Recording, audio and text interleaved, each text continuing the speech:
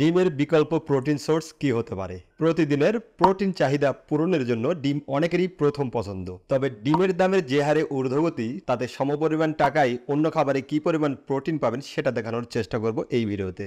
আজকে কথা হবে ডিম বনাম মাছ নিয়ে। উল্লেখ্য, এখানে শুধু দাম বিবেচনায় প্রোটিনের তুলনা করা হয়েছে। প্রতিটি খাবারেই আলাদা আলাদা পুষ্টিগুণ থাকে। বর্তমানে একটি ডিমের দাম 15 টাকা এবং প্রতি কেজি সাধারণ মাছের দাম গড়ে 200 থেকে 220 টাকা। তাহলে বাজার অনুযায়ী আমরা 220 টাকায় 15টি ডিম পাচ্ছি অথবা 1 কেজি মাছ পাচ্ছি। তো চলুন দেখে নিই 1 কেজি মাছে কি পরিমাণ প্রোটিন থাকে এবং 15টি ডিমে কি পরিমাণ প্রোটিন থাকে। 15টি ডিমে ফ্যাট থাকে 72 গ্রাম, কোলেস্টেরল থাকে 2790 মিলিগ্রাম, সোডিয়াম থাকে 1065 মিলিগ্রাম, কার্বোহাইড্রেট থাকে 5.40 গ্রাম এবং প্রোটিন থাকে 94.5 gram. Vitamin D 15 microgram, calcium 420 milligram, iron 13.2 milligram, potassium 1035 milligram. অপরদিকে 1 কেজি মাছে ফ্যাট থাকে 27 গ্রাম, কোলেস্টেরল থাকে 570 milligram, sodium 560 milligram, carbohydrate 0 gram এবং প্রোটিন থাকে 260 গ্রাম। Vitamin D 370 microgram,